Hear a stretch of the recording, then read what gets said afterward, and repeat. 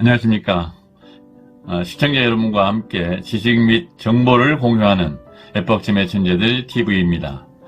오늘은 앞으로 있을 전국 동시지방선거를 맞이해서 지방선거 후보자의 자질과 역량평가 기준이라는 주제로 동영상을 만들었습니다.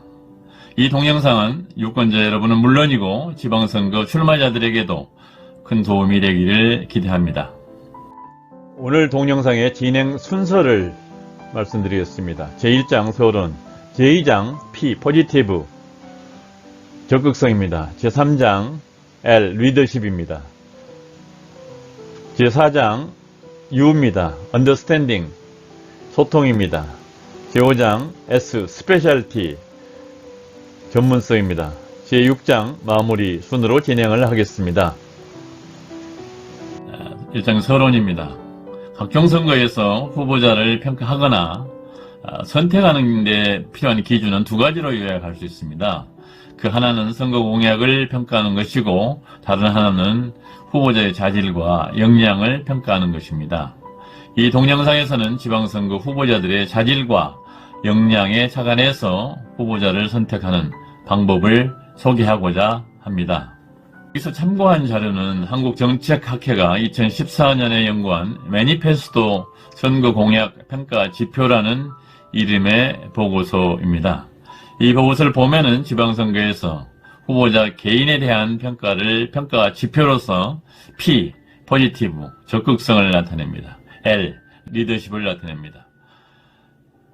그 다음에 U, 언더스탠딩, 소통을 의미합니다. S, 스페셜리티, 전문성을 말하는 것이죠. 이것을 전부 합해서 플러스라는 말로 구체화한 두세 개의 세부 항목을 제시하고 있습니다. 이 보고서에서 말하는 플러스 지표는 후보자가 제시한 공약을 이행하는 데 필요한 자질과 역량에 대한 것입니다.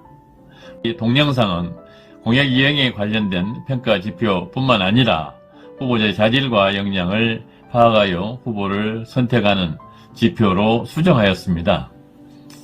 일반 유권자들은 지방선거 후보자들을 개인적으로는 잘 모르기 때문에 공식적으로 거리에 나붙어 있는 선거 벽보나 지우로 전달되는 선거 공보와 그리고 지역 매스컴에 표출되는 정보를 참고로 적당히 선택합니다.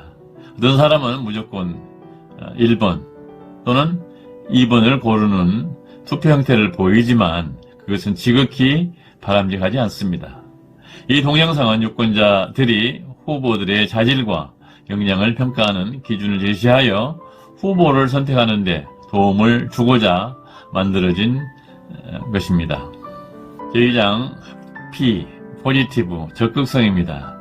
후보자의 적극성은 문제에 대해서 얼마나 파악하고 있고 이를 해결하기 위한 합리적인 대안을 선택하여 추진하는 긍정적인 자세나 활동을 말합니다.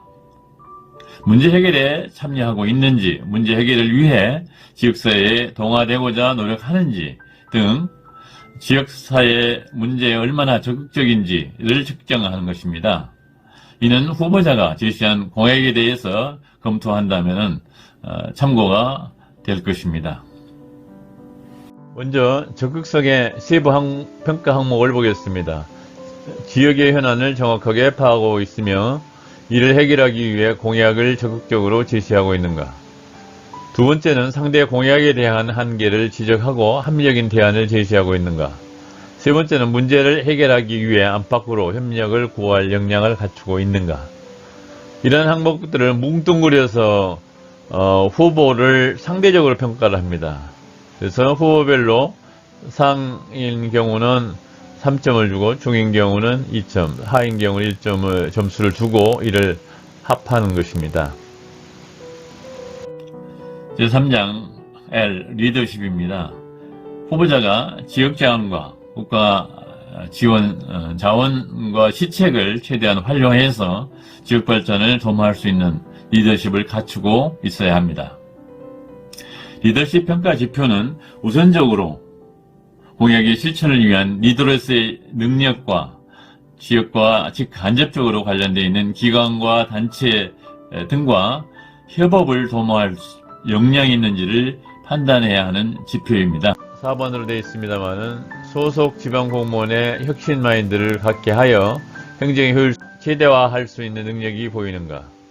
5번째, 지방의회 의원들을 설득하여 신속한 의사결정을 유도할 수 있는 역량을 가지고 있는가.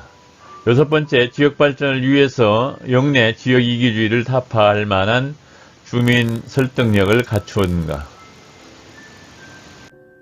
제4장 유 소통입니다. 지역문제 상황과 관련된 주민들의 주장을 경청해서 그들의 의도를 정확하게 파악하고 자신의 생각을 그들에게 이해시키는 역량을 가져야 합니다. 당선된 이후 공약을 실천하는 과정에 이르기까지 지역 내 주민은 물론이고 관계, 학계, 산업계와 소통할 수 있는 능력이 필요합니다. 다음은 소통에 대한 평가 항목입니다. 7번째, 적절한 수단을 활용하여 지역사회 단체 기관과 소통할 역량이 있는가. 8번째, 지역사회 이해 당사자와 소통할 수 있는 능력이 있는가. 9번째, 지역과 관련을 맺고 있는 국가기관과 소통할 자세와 자질을 보이고 있는가. 이것도 후보를 전체를 놓고 상대적으로 평가하면 됩니다.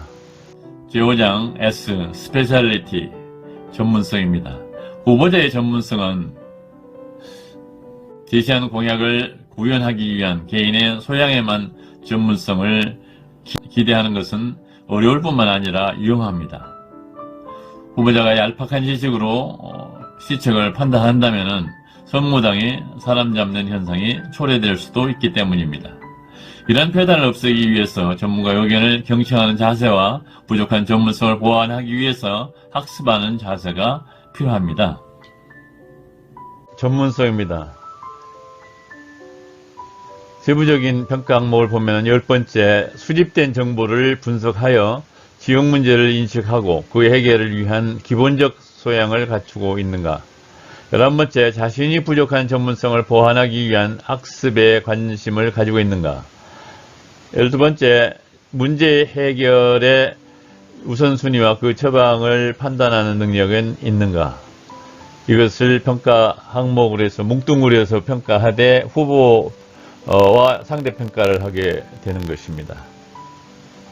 평가 방법은 예컨대 후보 A, B, C, D, E를 놓고 A를 B, C, D, E와 비교할 때 P, 적극성이 상이면 3점, 리더십에서는 중이라고 하면 2점, U, 소통 능력에서는 상이라면 3점, S, 스페셜리티, 전문성에서 중이라면 2점, 그래서 A의 총점은 10점입니다. 이러한 방식으로 A, B, C, D, E를 평가하여 총점을 비교한 결과가 가장 높은 점수를 받은 사람에게 투표하는 것입니다.